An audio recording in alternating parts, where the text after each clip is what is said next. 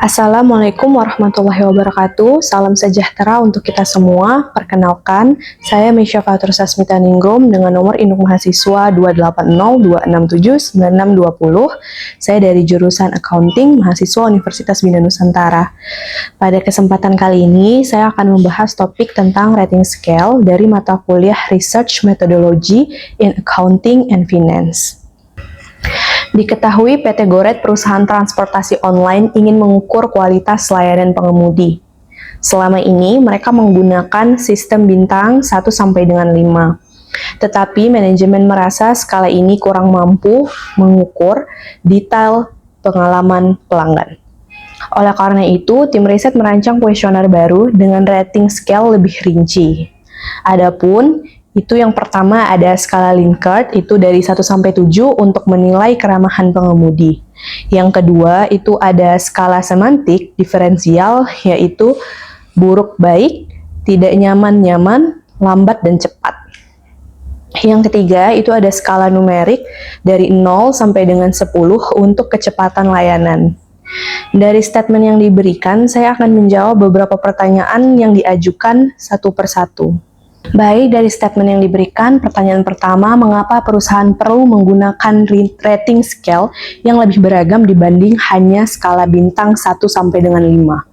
Skala bintang 1 sampai 5 cenderung terlalu sederhana dan sering tidak cukup sensitif untuk menangkap detail pengalaman pelanggan. Misalnya, perbedaan antara bintang 3 dan 4 bisa jadi sangat subjektif dan tidak menjelaskan aspek layanan mana yang memuaskan ataupun mengecewakan. Dengan menggunakan rating scale yang lebih beragam, seperti Likert 1 sampai 7, semantik diferensial, dan numerik 0 sampai dengan 10, perusahaan bisa mendapatkan data yang lebih kaya, spesifik, dan terukur. Hal ini tentu membantu memahami nuansa kepuasan pelanggan secara lebih akurat, bukan sekedar puas atau tidak puas. Bisa dikatakan skala bintang itu seperti foto hitam putih, sedangkan skala yang lebih beragam itu seperti foto berwarna dengan resolusi tinggi, karena mampu memberikan detail yang lebih jelas. Kemudian selanjutnya pada soal kedua diberikan pertanyaan apa kelebihan penggunaan Likert dan semantik diferensial dalam memahami persepsi pelanggan. Untuk skala Likert, misalnya 1 sampai 7 untuk keramahan, itu memudahkan pelanggan mengekspresikan tingkat setuju atau tidak setuju, puas atau tidak puas dengan lebih gradual. Ini membuat data lebih sensitif terhadap variasi persepsi. Kemudian skala semantik diferensial, misalnya baik buruk, lambat cepat, memungkinkan pelanggan menilai posisi mereka di antara dua kutub yang berlawanan. Kelebihannya adalah memberikan gambaran lebih kontekstual mengenai persepsi pelanggan, karena tidak hanya angka, tetapi juga dimensi makna yang relevan. Kombinasi keduanya tentu membantu sebuah perusahaan melihat bukan hanya seberapa puas pelanggan, tetapi juga aspek yang menjadi dasar penilaian mereka. Kemudian pertanyaan ketiga, bagaimana hasil rating scale ini bisa digunakan untuk meningkatkan kinerja pengemudi? Data dari rating scale dapat dijadikan umpan balik yang spesifik untuk pengemudi. Pertama, jika skor Likert tentang keramahan menjadi rendah, perusahaan bisa melatih soft skill dan komunikasi pengemudi. Kedua, jika semantik diferensial menunjukkan penilaian tidak nyaman, evaluasi bisa diarahkan pada aspek kendaraan atau sikap pengemudi. Dan yang terakhir, jika skala numerik untuk kecepatan layanan rendah, bisa jadi ada masalah di rute atau waktu respon yang perlu diperbaiki.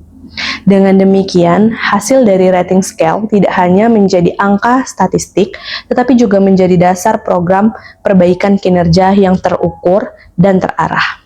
Dan soal yang terakhir, bagaimana desain dan penilaian jenis rating scale dapat mempengaruhi akurasi pengukuran variabel laten seperti kepuasan atau loyalitas pelanggan, serta apa implikasinya terhadap validitas dan reliabilitas hasil penelitian kuantitatif.